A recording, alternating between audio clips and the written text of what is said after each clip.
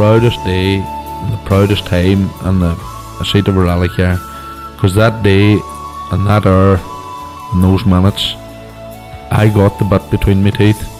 You know, I really stood up and was counted and said, this is not getting away. I remember when we pulled on our helmets and Donald says to me, what are we doing?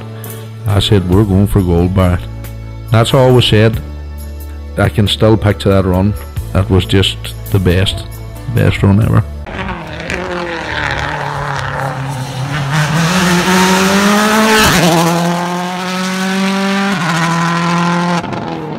Welcome along to Krunching Gears, the Rally Podcast, Season 2, Episode 32. Before we start this episode, I'd like to pay our condolences and respects to the family of Drew Wiley, who sadly passed away. Drew was a strong supporter of historic rallying over the last few years and a tremendous competitor over the years as well too. No Connor to speak to this weekend, so just me you have to listen to. So talk will be kept to a minimum tonight this episode. Really busy again. So catch up with Fergus Barlow, who won the Mull Rally at the weekend. Fantastic story, local guy done good, really, and it's a real nice story. Also then caught up with Jimmy Edwards, kind of on foot of talking to Marty and Barney last week. Jimmy is the FIA delegate in the Historic Championship, and just kind of get a wee bit of a behind the scenes story from his point of view too, and I thought that was a very interesting story there as well. And then finally we spoke to Kevin O'Driscoll, and we kind of took a wee quick look back at 2023 and looking forward to 2024 and what that has in store too. So without further ado, I think you catch up with Fergus and his thoughts on the Mull Rally. Fergus Barlow, winner of the Mull Rally 2023. It's a few days after it, but I would say it still sounds good. That has got a good ring to it. It definitely has a good ring to it, yeah. Boyhood dream has basically come true to, win my local event, the Mull Rally. So, yeah, that's actually given me kind of goosebumps up my arm, to be fair.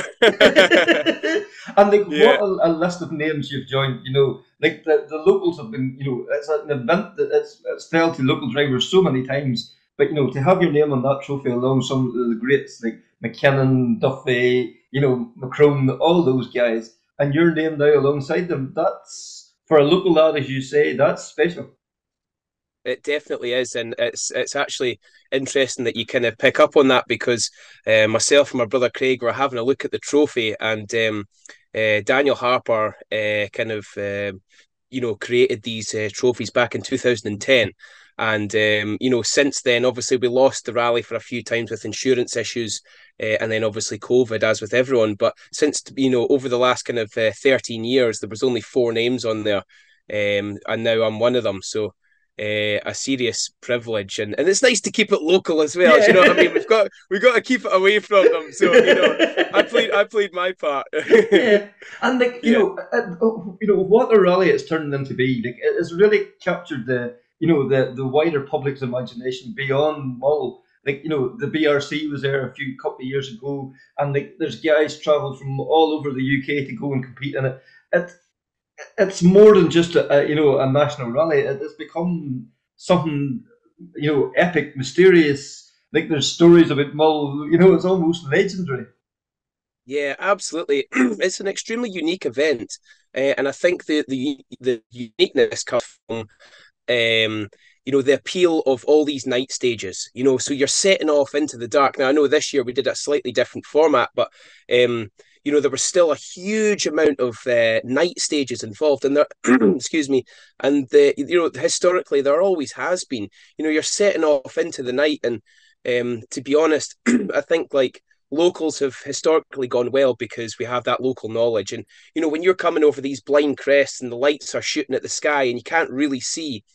You can work on your pace notes as best you can, but still, if you've been over that road many, many times, you know that it's just a slight wee nick left, and that just keeps you, kind of safe and true. Not even necessarily quick, but keeps you out of danger. But I suppose if you're a local lad, you're kind of become quite comfortable, passing like the Greeben rocks they call them, and you've got rocks flying at this side and water over that side, and it can be quite kind of nerve-wracking. So, I think that can put a lot of people off in that sense. But it's a hugely different event to anything that we've got available. Like that's why, it's got that term, the best rally in the world, and that's what we've kind of, worked on for many years. And I truly believe it is. It's just an incredible event. We've done some rallies, over the years, around kind of British Championship and over your way in Ireland as well. And there's there's not a lot of times where you're bolting on the spot lamps and then you're firing into the night stages. And I tell you what, I did do some gravel stuff. I remember I did some night stages, and I remember I was at a huge disadvantage. See, because I didn't have my local knowledge, and I'd finally kind of, gone out of my own pond into somewhere else. Oh, they just cleaned up. That was like I totally didn't know what to do. So it kind of works in both ways. Yeah. But I think in that sense, credit where credit's due. You watch what Matt Edwards did when he came to Mull. Yeah. I think he had an astonishing drive, and it shows you that local knowledge is good, absolutely. However, if you're going to drive at this a proper professional level, it doesn't matter whether you know the roads or not. As long as you're driving to the pace note in the same way that you would a track or as if you knew the road, then it doesn't actually matter. So hats off, credit where credit's due to Matt Edwards when he came straight in and did so well. Yeah, and I remember chatting to some of the junior guys, William and Kelly and all that over at that time, and they said the way the weekend built up, because you were out doing the recce, and there was guys there in the camper vans, from Wednesday and Thursday onwards, and nearly by the time you were passing them, you almost felt you knew them because they were out cheering you on. You were doing your recce, and the fever's just building continuously for the whole few days you're there before the rally even starts. Oh, absolutely, and historically, that is, I suppose you've kind of touched on something there. Like that is kind of why it's more than just a rally. It's an event. It's a whole thing. It's kind of people come and they spend the whole week there because you can't just nip over to Mull just on the whim for a few days. And what tends to happen is that the financial input from the tourism that's off the back of the rally is huge. And as you say, you're coming up the week before or maybe 2 weeks before. You're up wrecking, and of course we've got that open recce, don't we? We don't just have two passes at 40 kilometers an hour with the trackers in it, whatever. You could literally come up in the summer on a holiday with the family, and you can go around and drive the roads as many times as you want. So it's a hugely different kind of challenge, that isn't it? And it's almost, it welcomes you to bridge the gap and try and get your own bit of local knowledge. Yeah, excellent. And then like this year, it was one of those just mad events. I'm sure you'll admit yourself, you weren't going to be the fastest driver there. It was only your third event in a 2 or 4 wheel drive car. But to go there and to be in a Rally 2 car, you talked earlier on about boyhood dream come true. Even to compete in a Rally 2 Fiesta is epic. Oh. To do it in your home stage is even more epic. To suddenly then, I'm leading this rally. Yeah, absolutely, and it is an absolute. It is a dream come true, and there's so many stars have aligned to make this whole thing happen. The biggest credit for all this, and I keep saying this, is my brother Craig Barlow. He comes over from New Zealand. He spends a lot of time away, from his family and his children and stuff. And there's a huge amount of sacrifice that comes into it. And he comes over, and when I had a co-driver set up for 2 years ago, the first year that we did it in the Subaru, and I remember calling him, and the co-driver had actually pulled out, and I says, "Look, Craig, what's happening with your work? Are you going to be able to, can you make it?" I says, "Look, do you want to do the rally?" And he was like, "Yeah, let's make it happen. Let's do it." And Craig is a very unique character in that, he's so passionate about it, but he will not let the fun dissipate into that. So when you're sitting with Craig, you're going to enjoy it. You're going to enjoy the whole experience. He says, "Look, Ferg, why spend all this money, sacrifice time away from home, time away from, family and, your home and your friends and, all the work and all the sacrifices that go into it to come and be miserable." So it's so welcoming, getting on the interviews and going, "Do you know what? I'm just going to speak like how I feel. I don't care what they're going to say and go, oh, he's mental." And, it's actually quite funny. We've been the victim of this in the past. you get to a pairing like myself and Craig, and you think, oh my God, like obviously I look really young for my age. And kind of taking this youngster kind of seriously, and then you've got Craig in the background shouting and laughing and cheering. You're like, are we going to actually let these lads loose in the car?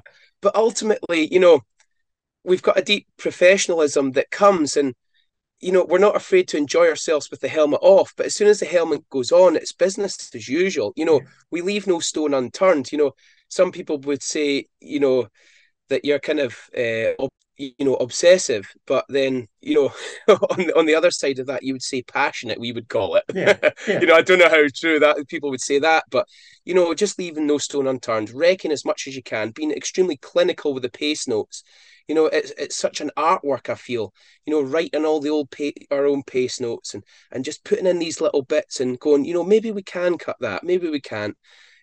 So yeah, big hats off to Ryan and Noel Loughran for basically welcoming us in, but not having any prejudice about us, not like treating us any different because we're a pair of mad hatters, to be honest. Because it's an expensive car, isn't Yeah. it? It's like over £250,000 car.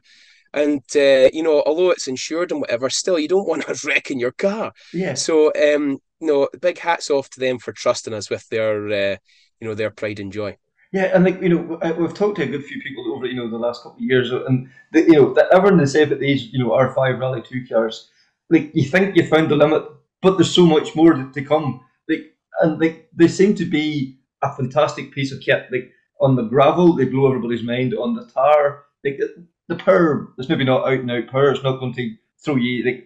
But it's the braking, it's the handling, all those things that are essential for a rally like Mull. Absolutely, absolutely, and it's quite interesting that you kind of like put it like that, because to be all honest, I actually expected the mid to top range to be a lot more powerful, but it's when you come into that you actually just remember it is just a 1.6 liter engine at the end of the day. But then it's when you come into a corner and rather than jumping on the brakes and kind of locking it up, if you're kind of progressive on the brakes, you find that weight shifts onto the front. And then once the weight transfer is, started to go, and then really stamp on it. And, if you didn't have the belts on, I'm fairly sure you'd be through the windscreen, the braking, like just every whack, straight forward. It's just so fun. And then, that mid corner stuff in the way that the torque is there and it's available to dig you out of a problem. If you come in and you've kind of got her a bit sideways or whatever, you just give it a wee punch and give it to her, and she'll take it all day of the week. You can dig yourself out of some great stuff, and over the bumps and jumps and crests and stuff, it was extremely enjoyable. Extremely enjoyable. I can't afford to be going out all the time.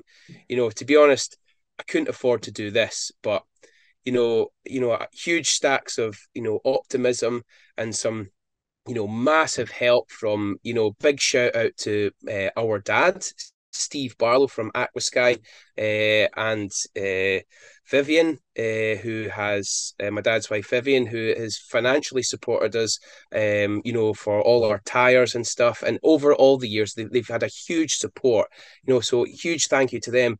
And we could not have done this without Viking Offshore. Huge, hats off to Damien at Viking Offshore. He literally came in and saved the day. It was still looking like there was no chance that we're going to bring this together. And he says, "Look, I think I can help you out." He said, he's kind of fallen out of rallying himself, and the issues and the strains that causes that we're all familiar with. And he says, "Well, what about if I can put something back into a youngster who's kind of wanting to kind of get to that and achieve that goal?" And he was part of this process, and it was really a fantastic process for him to be part of, because it wasn't only financial input. It was, I feel like we've got a new friendship there. He's with similar mindsets. He's a bit mental and a bit rough and tumble, the same as we are, so we've got that in common. There's no like having to go, "Oh, he's our title sponsor, let's be polite and speak to him all dead nice and say, yeah, oh, I think the car's handling very well, and yeah, we're going to take it very easy here or this." We come up and we're going, we're effing and blinding and going, "Oh, we had a great old stage in there," and he's loving it, and to be honest, that's the kind of pairing that we want. Yeah. at the end of the day, if I've got any sort of platform now to kind of, push something, it would be to, right, we need to enjoy this. Let's not take it too seriously. I know that that's difficult to say when it costs so much money, but look, if you can't enjoy it, then why bother? Yeah, I think this is your relief from work. This is your downtime, and if you can't go and enjoy it, like it's like somebody going to play golf or somebody else going swimming or whatever. This is your blowing off steam, and that you have to enjoy that, do that, because if you're not enjoying it, you're not getting rid of that steam or whatever out your system. Yeah, no, absolutely. And it's nice that I've kind of carried this on through my kind of rallying career, if that's what you want to call it. I've only done, kind of handful of rallies here and there. Did a bit of stuff over your way in the past, when John Armstrong and Robert Dugan were fighting for that championship that they were. And obviously, we've got Callum Devine and, kind of rallying against him. And what I loved then was that I always felt I could kind of like bridge that gap. Obviously they're fighting for big championships and they're all serious, but you just go in and you be yourself and you have a bit crack with them, and you wind up and I made some good friendships, over the years, especially over your way, some cracking lads and some cracking times, and great out after it, having the beer and just having the crack, and that's what it's all about at the end of the day. And it's amazing to see how well everyone's doing, and Mhm. Callum over there winning Donegal. Just it's fantastic to see the process, from them starting going up and him going, you are a bunch of mad buggers, you aren't you? And I was like, yeah, no, that's me, like yeah, I feel quite proud. Yeah, And and like I'm sure kind of Emmett seeing Sherry, them move on in their rallying career. and Emmett Sherry, I'm sure if he's listening, he's taking full credit for your one and Mull as well, because it was him put you on the right path.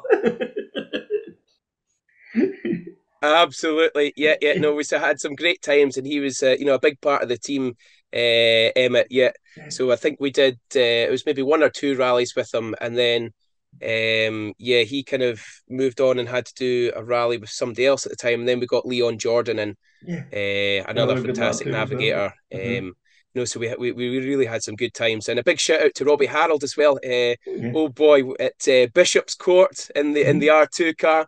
And so we jumped in the car, and he says, "Right, are we going to go for it?" And he's like, "All right, what are we doing for? Are we doing for some pace notes or whatever?" And I says, "Aye, I've written some here." And he's like, "All right, okay, okay." So whips out, the side of a fag packet and writes on these pace notes, right? And then we go into the first couple of corners, and he had a bit of an attempt at it. He says, "Oh, I'm not reading these," and he chucks them away. And then we were just having a right old crack. So, he phoned me up the other day. He phones me up. Oh, he's a funny old bugger. I think he had a problem with his leg or whatever, and he says he was walking like he was Jane. He's walking like he's been shot in the leg or something, and he's limping along. And he was just. And I was on the phone having a right old crack with him, and Excellent. and it's really nice that these are relationships that have kind of continued on. Can So, continue, yeah. Like so I suppose like the one at the weekend. I suppose is that is it going to be hard to keep going, or is it? But looking forward to this time again next year.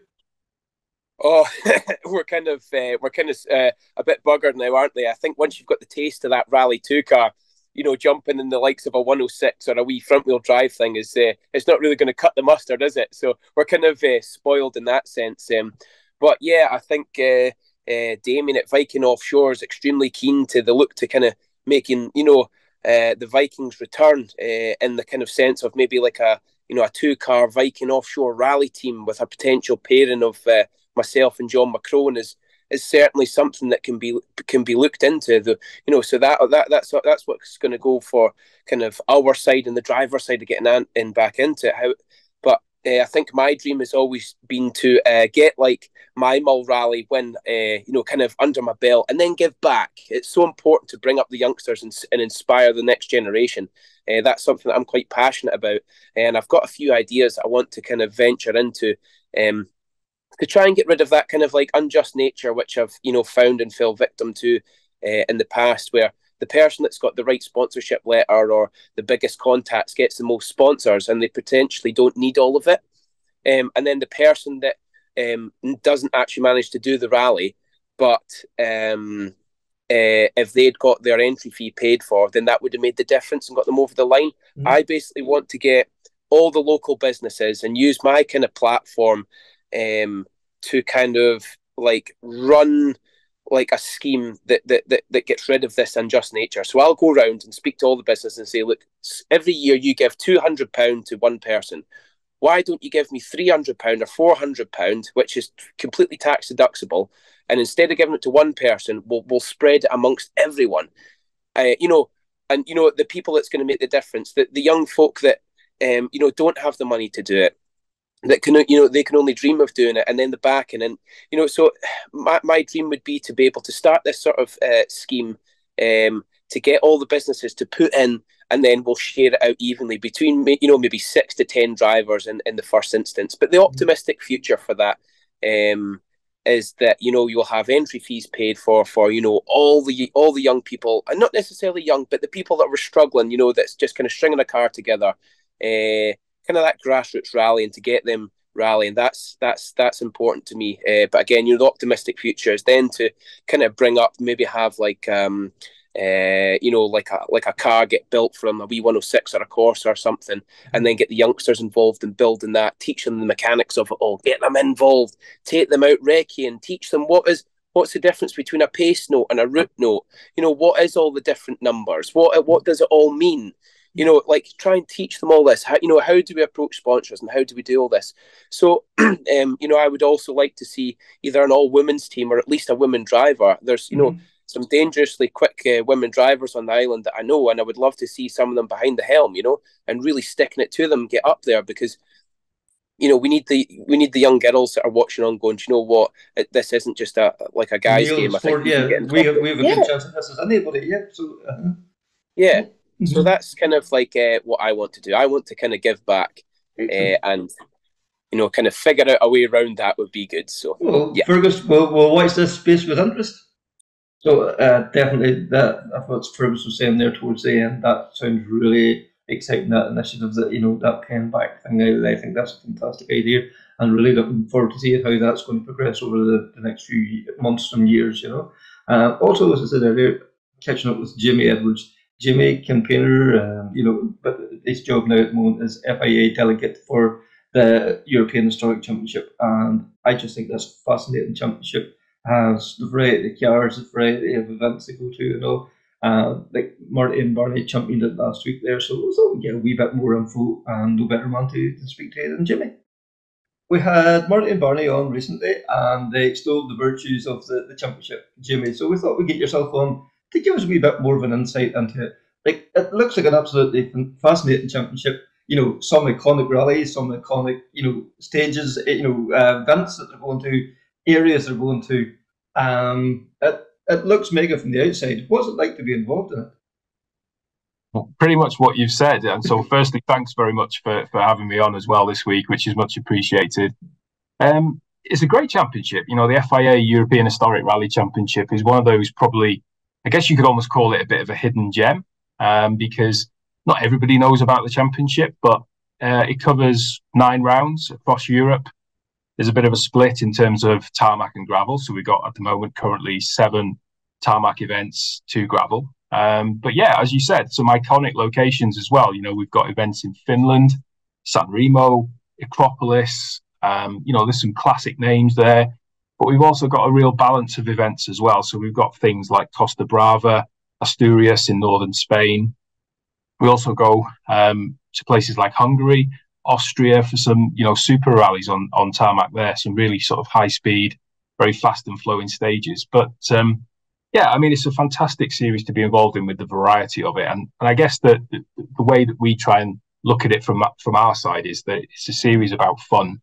And there's something for everybody. If you want to come and run at the very sharp end in, a car up until 1990 specification, you're more than welcome. But equally, if you want to just come and bring any car from up until the 1990 era and just enjoy yourself, then there's a platform for that. And that's what we're here for. We're here to encourage a fun but fair championship. And I think that's certainly something that I know Marty and Barney mentioned on the podcast last week, that they felt that, it's a fair championship. We do take that side of it, the technical side of it, very seriously. But But we're there to have fun. All of us are there to have fun.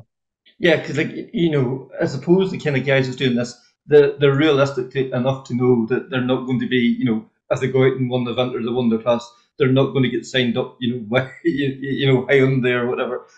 They're there. It's their relaxation away from work and their downtime as such, and they want to have a bit of crack doing that. Yeah, exactly, and that is the ethos of the championship. The way we try and run the events. Typically, they're a day and a half, 130 kilometers, 140 kilometers of stages. We try and keep to relatively early finishes on the days as well. Maybe we'll have one day that could finish, 7, 8 o'clock in the evening, but the next day would only finish probably at 5 o'clock.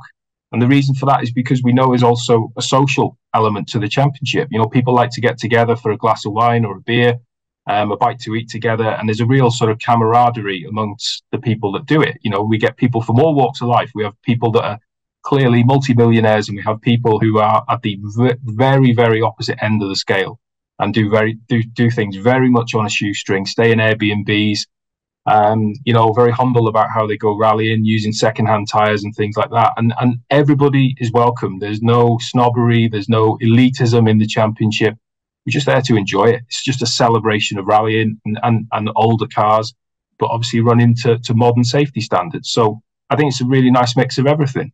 Yeah, and we think of historic rallying in Ireland and in the UK, like it's almost like a Mark II challenge sometimes, But the variety of cars we see in these European events, it is mind blowing. Like it's right from like wee small Fiats right through to Stratuses, Quattros, and even now starting to slip into the 4-wheel drive Group A cars. Like these are the cars that have been on our walls growing up, and to see these back on the stages again, it's epic.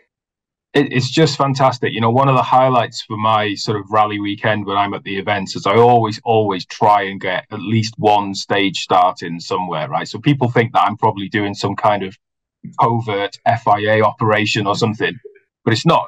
I'm just same as everybody else. I'm just a rally enthusiast and a fan. And there is nothing. I was at the shakedown for San Remo the other day, and we had, for example, a Lancia Stratos, then a BMW M3. Then we had a Peugeot 205 Rally. Then we had a Ford Escort. Then we had something else, and a Peugeot 309. And then it was just a list of all these cars that you don't always see that often. Everyone put a smile on your face. One of the cars that I loved to see last weekend was just a very simple Vauxhall Nova, in the sort of old works livery and stuff like that. And you just think, well, that's nice. And I think that's one of the things that I enjoy the most about the championship is that there's so many. You just look around Parc Fermé and you just think, that's nice. That's nice. What's that? I don't even know what that is. And that's one of the things that we enjoy so much, because often on our events as well, we sort of mix in with a national historic class as well. So obviously, if we did that in Ireland or the UK, yes, we're going to get quite a lot of Fords and things like that, which is fine. That's all good. Mm-hmm. But it is amazing to see the variety of cars that you get out there, honestly, from Auto Bianchis last weekend and, as I say, all kinds of obscure things that you just don't see. Yeah, you have to go over and look at the buys to try and figure out what it is. Literally, I was looking at one last week thinking, I have no idea what that is. I don't even know. I had to ask somebody in the end what it was. But I think that's one of the things that I enjoy a lot about the championship, and I know a lot of other people do as well, is that they really enjoy that variety, and I think that's a really an important thing for us to preserve, especially as the cars are getting older. We've got cars that have entered events this year that have built in 1966 and things like that. Some seriously old tack out there, which is great. It's great to see these things still going. Yeah, and the drivers are prepared to take them out and use them as well. That they're not just like a show and shine. That they've been put through their paces as well. Absolutely. I mean, Marty made a point to me last weekend about for example, we have an Italian guy that's just won Category 4, which is the sort of most recent class in historics, in a Lancia Delta Integrale. A guy called Luigi Lucky Battistoli, and he has Fabrizio Pons alongside him. I mean, it doesn't get a much more famous co-driving name than that, does it? So, and Marty was making the point, Lucky is 70 plus. He's still driving this Group A Lancia as hard as anything. You watch him on stages, he's pushing on, and it's fantastic to see these cars. As you say, it's not a demo. These guys are going at it big time. And Marty said to me, he said, for me to get ahead of him on some of the stages in San Remo was a challenge in itself. I mean, that says it all. We all know how quick Marty is. We all know. And we know how hard he goes. And we know that type of performance. So, yeah, as I say, the sharp end of the series is very sharp indeed, across a number of different cars, from some of the Porsches to, through to the more sort of modern stuff. So it's great to have that variety. And I think that really does sum the series up. Yeah, because, as well as, you've got your Volvos and all these, filtering down through the classes, to see a Porsche coming down the stage, to see an M3 coming down the stage, these are the memories that they start to evoke. You start thinking, from an Irish point of view, Billy Coleman, Bertie Fisher, the list goes on and on and on. And to see these cars being, got by the scruff of the neck and through down the stages, that's, I don't know. There's other events that they might just, might be touring about and more show events, maybe not the right word for it, but to see them being driven as hard as they, as you say, how capable Marty is, and to see him matching times with the likes of Lucky and the guy in the Porsche last weekend, that's epic. Yeah, and that's the thing, because, as I say, the good thing with the championship as well is the way it works is, as we say, everybody's welcome, and there's there's 4 different categories. So we go from sort of pre-1969, and then we have 70 to 75, 76 to 81, 82 to 90. So there's a real cross section of stuff there. And in each of those categories, you get these battles as well. So, you do see that then, you'll go into category 2 and you'll have, a guy from Norway called Walter Jensen in a Mark II Escort RS 1800 up against an Italian guy, Paolo Passuti, in a 3-litre Porsche. And you watch this Porsche go off the start line and you think, man alive, listen to that thing go. You just, as I say, for anybody that loves rallying, it's an amazing championship to be part of, just to be there, to see these cars, but also to go out there and listen. I'm a bit old school, probably why I'm involved in a historic championship, and I've got grey hair. I am a bit old school. I do like to go and listen to these cars as well. And honestly, the variety you get, listen when you're in the middle of a stage and you can hear, a Sierra Sapphire 4x4 Cosworth coming, down the road, Group A car, and you can hear the turbo chatter. And then you hear that Delta come in, and then, then all of a sudden the unmistakable sound of us, the Porsche coming in, screaming down the stage, these Porsches, and you just think, this is ace. this is rally.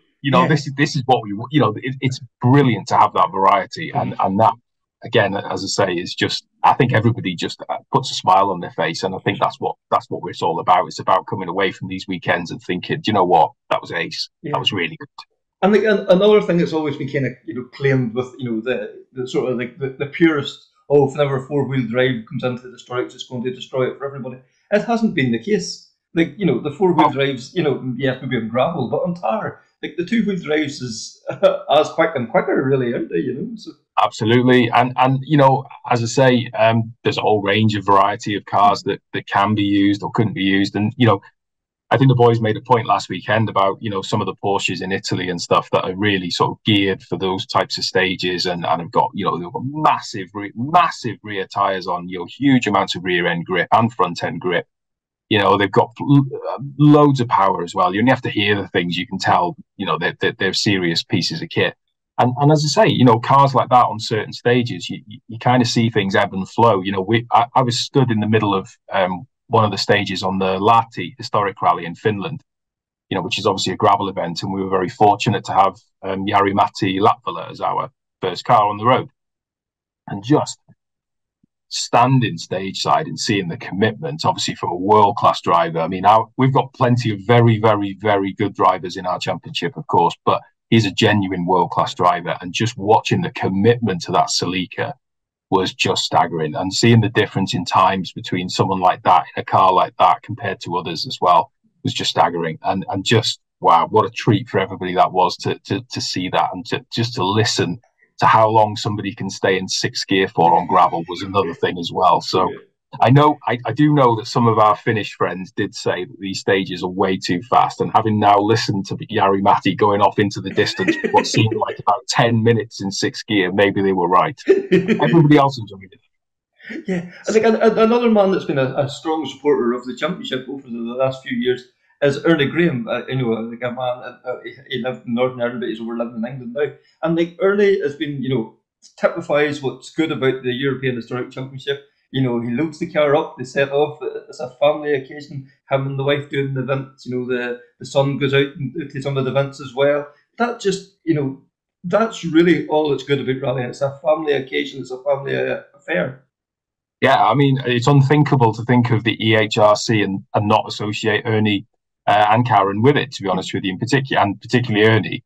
I think Ernie is literally our go-to person for pace notes for the championship as well. Now, maybe he won't thank me for saying that to everybody, but literally, he is the oracle of all pace notes of, I think, nearly every road in Europe that has been used for a rally. Ernie's got a set of notes for it somewhere. So this is a massive advantage for people coming to the events as well for the first time, is that Ernie does seem to know everywhere and has been there at some point in the past 15 or 20 years. So, but yeah, you're right. I mean, that's the type of Ernie. First of all, Ernie's an absolute gentleman. He is an absolutely brilliant person. And he's one of those people as well that makes other people feel so welcome. And I know, for example, a very good friend of mine, Tom Coftree, who's joined the championship this year and has really enjoyed it, has done a lot of work with Ernie this year. They've, sort of buddied up together on events, helped each other on events. And I know that's been a massive, massive help to Tom. And that's something that, again, does kind of typify the type of people that we get in the series. It's not all about selfishness and just looking after number one. People really want others to come and join those experiences. And I think Ernie typifies that. And he's been, first of all, he's been brilliant with me. But also he's a massive ambassador for the championship. And like I say, people like that do have a really positive effect on others because they just make them feel so welcome. Excellent. And then, and also in San Remo, we had seen some of the Irish guys over dipping their toe in the championship as well, too. We had Donna Kelly, Ray Breen, Martin Collin and all, too. It's great to see guys going over and sussing it out, I suppose, seeing what it's all about. Yeah, and I'd like to think that all of those guys came away with a positive experience for it as well. And I certainly did my best to make them welcome. I know the other competitors did as well. It's fantastic to see them there, and again with a variety of cars. Fabulous to see a Subaru Legacy. Donna was there, obviously enjoying himself in the M3. I know they had a bit of trouble mechanically, I think, but fantastic to have people like that come in and seeing what it's like, and just feeling part of what we're trying to achieve. And it's not rocket science what the championship is about. The championship is about enjoyment. It's about a celebration of cars, a celebration of rallying. And I like to think that, for people to come to compact recce's, compact rallies, and just come and enjoy it. I think hopefully, again, we can see more people come and do that. And as I say, they'll be assured of a very friendly welcome to the championship. That I can assure anybody. Yeah. And in Ireland in particular now, these last few years, historic rallying has become ever more popular. I know we had a round of the European Historic a few years ago in Killarney. Would it be something you'd like to see it return to, well, even Ireland or the British Isles in general, really? Would it be something you would like to see yourself personally? Of course, absolutely, no doubt. I haven't actually rallied that much in Ireland. I have done some rallies in Ireland, and I've obviously, like most people that go to Ireland to rally, I had a fabulous time. And actually, when they were in Killarney for, I think it was 2014, I did it in a Vauxhall Chevette HSR. An ex-Tony Pond Manx rally winning car, so there's a bit of history as well. I had a fabulous time on that event, and I know some of the competitors that went there really enjoyed that experience as well, of doing some of the classic stages, Moll's Gap, Balloch Beamer, things like that. They really enjoyed that. Going back to your question, would we be open to things like that? Yeah, of course. Nothing's set in stone forever with a championship like this. So, one of the things that we want to do is give people enjoyment, give people variety. And obviously Ireland is it goes without saying that, if you go to Ireland for a rally, it's going to be an enjoyable occasion for all those things. And as I say, the core things for me is that we offer good, compact rallies, great stages, fun environment, but also an opportunity to socialise and get together and have fun together as well. And let's be honest, we're never going to have a problem doing that in Ireland. So I think we'd be okay on that front. So yeah, no, absolutely. The door's opened always for discussions in the future about where we can go, what we can do. And as I say, as long as it fits the bill of, is it going to offer a good event? Is it going to offer a fun event? And is it going to be something that people will go away from it having thought, you know what, we had a great time there? Then yeah, why not? There's always opportunities in the future. Thanks to Jamie there. I found that fascinating, and it opened my eyes to what can be involved there in that European Historic Championship. We kind of think of the glamour entries at the start of the field, but it's right throughout. The guys and girls they're competing, on a shoestring, same as every rally here at home. I suppose there's the top guys and there's the clubmen that make it happen as well too. So exactly the same in the European Championship as well too, which is fascinating and great to see that it's the clubmen that makes rallying happen, and we keep saying it, and that's true. Also got a chance to catch up with Kevin O'Driscoll, and we just kind of run away over what we thought of 2023 and took a wee quick look forward to 2024 and hopefully another exciting year of rallying ahead. It's been another absolutely fantastic year of Irish rallying, both the Tarmac and the National Championship, incredibly well supported, right from first round down to, the last round coming up in the Fastnet next weekend, like 150 odd entries in there once again. Great to see Irish rallying, and looks like in a good place.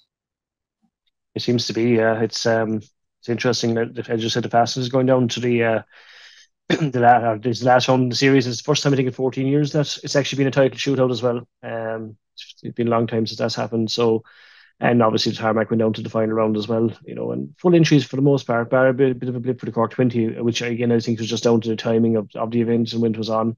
But yeah, there has been a huge interest in rallying this year. A lot of full entries for the most part. 120 plus cars in most events. So both championships have definitely had a good year out of it this year. Yeah, and as well as that, not just sometimes some of the top guys can race for the championship and then disappear. Maybe by the time comes Donegal and that. But in general, it has been very well supported, and the same with the national. The top names have kept going right through, and that's reflecting right throughout the whole field. Bar the sort of the modified and Tarmac Championship, Rally 4, the historic especially, all those events or all those categories have been so well supported right throughout. Yeah, they have. I mean, this year I suppose I think with the highest number of registrations, certainly in the more recent times, the Tarmac Championship had.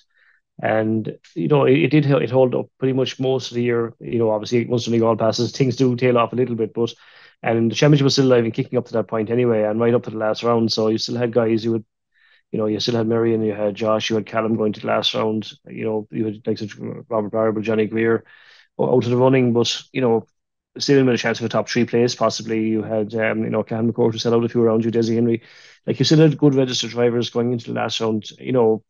But okay, if nothing else to gain, only maybe a personal gain in terms of a victory on the event, but they still could do enough to upset the apple cart when it came to the championship points. So that makes it interesting because it shows open a whole load of variables. Obviously, ultimately, Callum had everything in his own hands and he achieved what he wanted to achieve. So, but it did make it interesting because normally you see in the last round or the second last round, you might only find the top two guys going there and that's it. And, it's a case of whoever comes home first wins. Whereas this way, it was just a bit more, I suppose, a bit of jeopardy about the whole thing, and you had to kind of watch where you sat and you couldn't go too mad and, watch the guys around you that were registered but weren't obviously in the championship frame. So, it was interesting in that score. Yeah, definitely. It's probably the first time in a while I can recall something like that.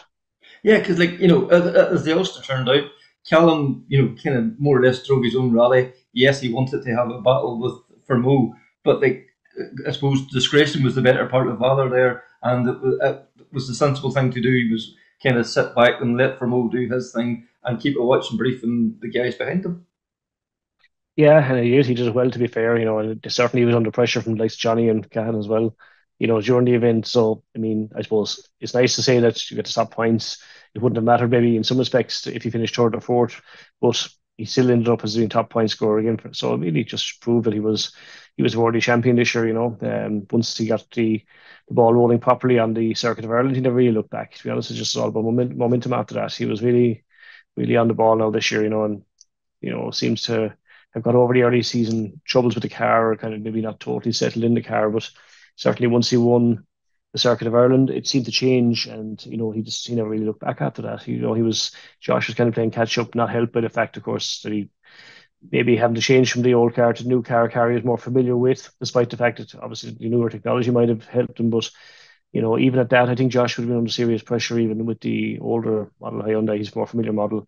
I think Callum was just had the age this year on him for that, and probably had ever since the fourth round, For sure, for sure. And like as we've mentioned, like in the national championship, last round, Fastnet, it's more or less winner takes all there too. So like it's and it's the same two guys we were talking about as well too. So they really have pushed each other on to another level this year.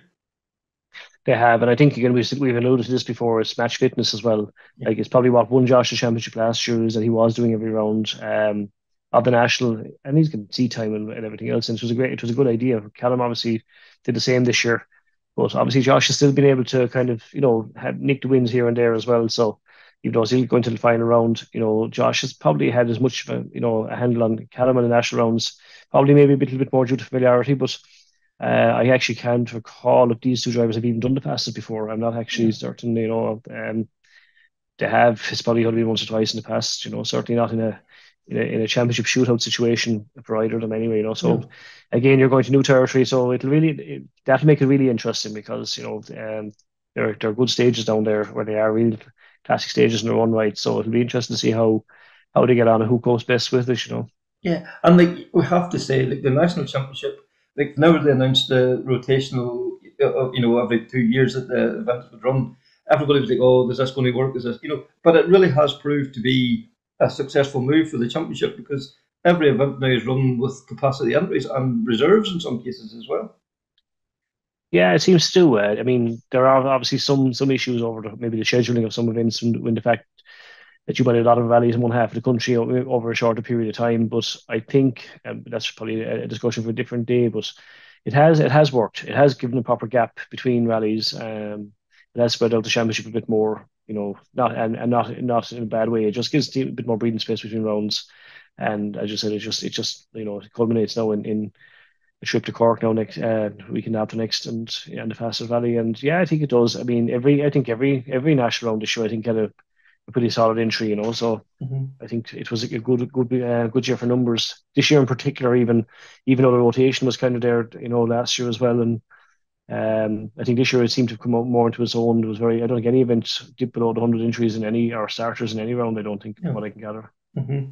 Yeah, so like and as we talked earlier, the strength and depth, the Rally 4 category, has really come on leaps and bounds over the last couple of years, especially this year, like in the Tarmac Championship and the National Championship, like healthy numbers, tight, epic battles. We see the overall battle, but in the Rally 4 cars as well, these guys are scrapping over seconds and tenths of seconds as well. Yeah, I actually haven't seen the points for the national at the moment or what way it is, but certainly in the international, it went down to the final round. But what was interesting about that was you had 5 different winners over the first 5 rounds, which is a real good sign of competition. Like you had Hugh Shane Quinn, Casey J. Coleman, Ewan Lloyd, Dylan Neves, Keelan Grogan all taking maximum points in each of the first 5 rounds. So it meant then that at least going to the final 2 rounds that there was still a lot to play for a lot of drivers, and obviously Ewan won in one of the events and Shane won the other event. So it meant that Shane took the title, as it turns out, actually eventually. So, but it was a great. It was actually some serious driving going on there this year. It was really worth looking at now, and the commitment and the effort and the speed that they were carrying, and they were pushing their way up the field. And it's probably just, I suppose, just to go off topic slightly on that, it's probably, and I know they're always included in the internationals. What's also interesting is oftentimes to see where they fit in terms of modifieds around them and the historics around them, and especially in the fields where everything is mixed in these days and all the results are classified together, which is the way I think it should be anyhow, and it should have been for a long time. But it is interesting, and you get a fair idea of the pace they're at when you see the caliber of driver that they're, in a different category that they're shooting out with, And you see how high they're climbing up the overall leaderboard. Exactly. Where a couple of years ago they've been finishing 12th or 13th overall, and you're thinking that they're not really, but suddenly they are finishing 13th or 14th overall. Yeah, and we're really exactly. more up there. Yeah. And if you look at some of the top modified guys or some of even the mid-range modified guys that are out there, and you see then where the R4 guys are there with them, it gives you a fair idea of the pace they're on then. Yeah. And like the Tarmac, the historic championship this year, like this, we've mentioned it before in the podcast. It's going from strength to strength. The numbers that they're getting, the level that the level it's at. It's no longer a drive round now. It's hard charging guys who are giving every bit as much as the guys at the front of the field. Yeah, definitely. I mean, this year was a fantastic championship. Now, it was probably well wrapped up by Duncan Williams, probably since Donegal, in the sense that he went to every round, got some really good results. Some guys probably didn't get points early in the season, enough points, and didn't maybe see out the season. But there was some good stories there. Like, I mean, Neil Williams is still very quick, despite not only doing a couple of rounds. Ray Breen, obviously, despite all the personal circumstances, has still had a very good year and a very good, some excellent results in the Subaru. Wayne Evans had a good start to the year. Then you had the guys like Tom Clark, Will Onions, and Rob Smith coming over. Mike McDade, obviously very, very quick. I think, to me, the last round, even though Duncan had the title won and was well deserving champion, I thought Trevor Wilson's driving was unbelievable in the last couple Yeah. of rounds in the Escort when he switched to the Porsche. Hmm. Really, really spectacular to see. So big difference to go from a Porsche to an Escort, but still able to fling it around and winning the last two rounds. So, who's to know next year if he decides to go out and play again in the Escort, he'll certainly be somebody to watch, I think. Yeah, and also a top result in the circuit around in the Porsche as well too. So it Yeah, shows that's that right. he has Yeah. a capabilities of being fast in the car there as well too. Mm, So yeah, yeah. I do think Trevor is definitely a title contender for next year if he returns. Yeah. Yeah, he was extremely quick in Cork. He was extremely quick on the Ulster. So I mean, yeah, definitely he's been one I'd like to see back. He throw the cat among the pigeons there a little bit. As I said, we see Michael McDade out, maybe not often enough this year. Again, a very, very quick driver. That's well capable of mixing with any of them. Just mechanical issues that got him from time to time. And obviously we have a Welsh in our English crews that have come over. So hopefully we'll see more of them again next year. It certainly added a lot to the whole championship, particularly maybe in the earlier rounds. But it was good. No, very enjoyable. Interesting to see the cars running first. Obviously, there was mixed opinion on how that went in the Cork 20 in terms of blockages, but I enjoyed it. Actually, I have to admit myself. Obviously from an organized perspective, it's different, but I liked it because the commitment and the speed you're seeing even before the first or five car comes in the road is Mhm. brilliant, and it's great to get those guys exposure as well because no more than waiting for them at the end of the field. They're worth being there early to watch as well.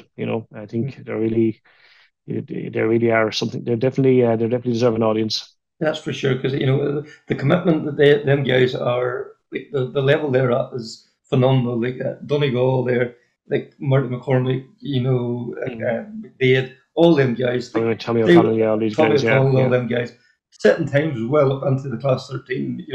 The kind of the equivalent in the modified cars, probably matching and beating them at times too. Which is it just yeah, shows you the level they're at and the older spec cars.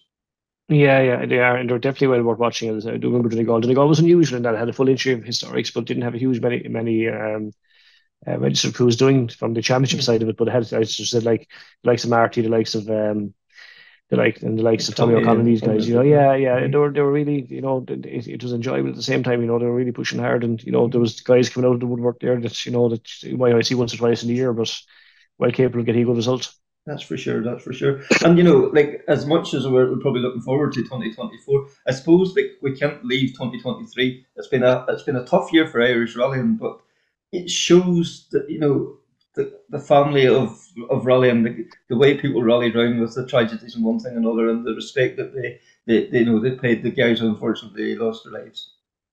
Mm, it has, yeah. It just shows like the Welling is a very close community, and has been an extremely tough year for all concerned in that sense. But like the Valley community is very resilient as well, and they do come back and they do stick together, and that's a good thing about that's what it is, a family, and that's what it's all about, in the good times and in the dark times. And there was unfortunately too many of those this year, Yeah. but definitely, yeah, it is, and I think it's nice to see that they have that. There is that bit of camaraderie, and there's that family feeling about the whole thing when things like that do go wrong. Everyone pulls together. That's for sure. That's for sure. It's been difficult times, but we have to look forward to 2024. Things are looking positive. The Tarmac Championship is in good health and looks as if we're back to full complement of rounds and all again next year. So, positive vibes ahead of 2024 in your point of view. I suppose we're barely over this year yet, but I would say there's enough to be positive about if, when guys can see, I suppose, that's how competitive they can be. And it's like this, Callum has won the title now. Nobody has retained the title since, I think, Eugene back in 2007, so there's that. Josh has had two attempts to try and retain it, hasn't made it, but he definitely wants his title back next year, I think. There's guys out there like Sam, like Desi, Cahan, maybe Ali, who knows? Robert Barrow, all these guys. Marion is always going to be thereabouts when as he comes over. They enjoy the rallying, they enjoy the competition, and I think that's the most important thing, and that's why the rules changed 2 years ago now is really bearing fruition. It'd be interesting to see if anybody of the R4 guys will step up as well. The RC4 guys will step up to an R5 car. I see Eddie Doherty, one of the modified, is going with an R5 car for the Fastnet. So, it'd be just interesting to see. There's always one or two at the start of the year that kind of come in, and you're thinking it's great to see them out there and see how they get on and whatever. But I mean, we know the guys are there that have the pace at the top end. There's two other categories. The guys coming through from the RC4 class now, or even guys coming from modifieds. But then who's to say that you might get a couple of guys, coming back to overseas who might come back and do a bit more riding at home as well, so who's to say? But yeah, and put all that into the mix, you could have a very, very good championship again, so there were a lot of registrations last year, so it will be, it'll be interesting to look forward to now for Galway again in February, just to see where we go, so. Because I do think Eddie Doherty could be one to watch. He was very quick in the Mark II, and his style, there was kind of very, very smooth, very fast style. I think that will fit well into the four-wheel drive car. I think he will adapt quite quickly. I think he will. Yeah, I mean, it takes time to learn an R5 car, but yeah, he already has that. The style of somebody who would drive an R5 car, and that'll be an interesting one because. He's done all arms and elbows when he's driving the Escort, and that style will probably suit him. It might take a few events to get going on it, but certainly, I think he's determined enough to get his first ever win in the past 12 months as well. So, I wouldn't rule him out from getting some decent results. Other guys, maybe like David Kelly, these guys could do with a bit of a break as well. They've not had a lot of luck this year. I showed great pace, but just a few wee bit of unfortunate. Yeah, most of these guys probably need 2 or 3 years now in a car really to be kind of getting to the level that they want to be at, and especially at the sharp end of it. Not the easiest thing to step into one of these now unless you're living in a garage, I suppose, basically 7 days a week and then driving the car. But yeah, I think it's interesting. There's certainly talent there. It's how soon or when they do come to racing to the Rally 2 cars in Ireland. It'll be great to see how they get on, and to see if there's anyone there that'll come in and upset the apple cart and maybe shake things up a little. Excellent. Yeah, well, as I say, we are blessed with the MI Academy and the World Stage and European Championship and all that. But even the young guys coming up through that, maybe don't have aspirations to go down that road, who want to rally at home, we're blessed with the talent there. We think of Michael Boyle coming up through the ranks there as well too, like another guy that I think his first one's not too far away. Michael has no aspirations to be the next, Sebastian Ogier, but very fast and very committed as well. Yeah, again, there wants to be interesting. A bit, I suppose, like Eddie in some respects, he didn't come from the RC2 side, he came from the modified. But again, it's like that, somebody that's young, that's willing to take the plunge and try a Rally 2 car and see what happens, and their aspirations don't extend beyond the shores. And yeah, it's great. It's very better for us, obviously, because it means we get to see more of them. That's for sure. Well, Kevin, as I say, we'll look forward to 2024, and if it's half as good as 2023, I think we're in for a treat. It should be. I'd like to have a quick shout out to my own countymen, or near enough neighbours, Darragh Donovan and Michael White, who won the junior championship this year. Of course, yes. They both not that far away, and an even closer man, Dylan Doonan, who won the modified Navigator. He sat in with 4 different drivers during the year. So even though Eddie won the driver's title, Dylan won the Navigator's title. So he sat in with Cian Walsh for 3 events. He had Justin McCauley, and he had Cian Walsh, and he had Barry Morris and Raymond Conlon. So I'd like to give them a big shout out. I said all of them living within about 6 or 7 miles of my home place. So it's nice to see. Trophy's heading down this direction. And as again, we keep saying, it's this young talent coming through, the juniors and the co-drivers as well. The wealth of talent that's there too. Like, we've seen them proved in the world stage and one thing and another, and this is their training ground. Yeah, and I think again, like that, you kind of said it there. I mean, how many of them really, of all these guys that have won the championships, have aspirations to go abroad? Probably only a small percentage. That means if the rest of them can stay rallying and do what they like or do what they love doing and do it here on these shores, and it's better for us and better for all. It means we're seeing some great racing. Thanks to Kevin, as always, very insightful and very knowledgeable. What can we say? There's what Kevin doesn't know about Irish Rally and not worth knowing. So that was season 2, episode 32. As always, can you please like, share, rate, subscribe? All those things make a huge difference. And the figures have been fantastic this last few weeks as always. So thank you very much. Please just keep doing what you're doing. If you want to drop us a message, anything you'd like to talk about, please feel free to catch up with us on all social medias, Facebook, Twitter, Instagram, all those things, or drop us an email at crunchinggears@yahoo.com. So until the next time, take care, speak soon, and bye.